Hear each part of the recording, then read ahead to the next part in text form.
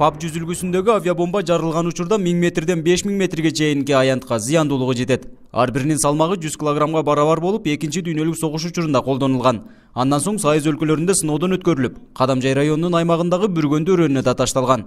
Азырга чейин ошол учурдагы жарылбай калган авиабомбалар табылууда. Бул авиациялык бомбанын чачырандысы 1 километрден баштап 5 километр аралыкка чейин учуп барышы мүмкүн.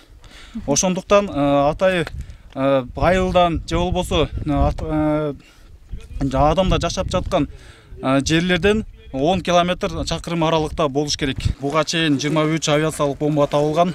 Анын 20сы буга чейин жарылган. Азыркы учурда ошонун калган 3 авиациялык бомбасын жарып жатабыз. Куралдуу күчтөрүнүн инженердик бөлүгүнүн өздүк курамы июнь айынан тартып октябрь айына чейинки авиабомбаларды издөө жана зыянсыздандыруу аракеттери аягына чыкты. Кооптуу делген 500 000 чарчы метрдин жарымы дагы деле турат. Авиабомбаларды сыноочу полигондо азыркы учурда эгин талаалары жана калктуу конуш жайгашкан. Бирок дагы улантышыбыз керек. Бул полигонубуздун объему көп. Азыр ошол 65 000 метр квадрат жер тазаланды, дагы эле бар. Быйылдан кийинге дагы ушу пландаштырып туруп, ошол жерди толук тазалашыбыз керек. Себеби бул жерде эл жашоочу жаңы айыл пайда болгон, ошол именно ошол полигон болгон жерлерде. Авиабомбалар ташталган аймак толугу менен зыянсыздандырылган жок. 250 000 чарчы метринен жалпы 23 даана ФАБ жүзүлгүсүндөгү бомбалар табылган. Издөө иштеринин мөөнөтү бүтүп калгандыгына байланыштуу өздүк курам ишин токтотту. Бул боюнча ар жыл сайын 2 айлык мөөнөт менен издөө иштерин уюштуруу сунушу каралууда. 500 000 квадрат метр болгон. Биз азыркы учурда 250 000 квадрат метрин тазалап бүттүк.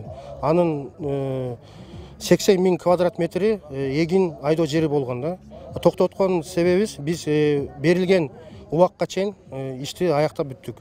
Жылына май айында, апрель-май айындарында 2 айга чыга турган пландаштарды азыр сунуш кылып киргизип жатабыз. Бүргөндү өрөөнүндө 1970 жылдан бери жарылбай калган авиабомбалар табылууда. Акыркы жылдары жергиликтүү тургундардын короолорунан да кездешип жаткандыгына байланыштуу күч түзүмдөрүнө кайрылышкан. Нургазы Жайнаков, 7 канал, Баткен.